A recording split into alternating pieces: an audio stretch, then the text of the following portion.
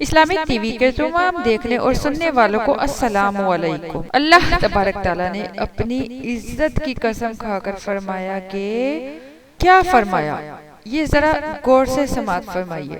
حضرت جابر رضی اللہ تعالیٰ عنہ سے روایت ہے کہ جب بسم اللہ الرحمن الرحیم نازل ہوئی تو بادل مشرق کی طرف ہٹ گئے، ہوا رک گئی، دریا پرسکون ہو گیا اور حق تعالیٰ نے اپنی عزت کی قسم کھا کر فرمایا کہ جس چیز پر میرا یہ نام بسم اللہ الرحمن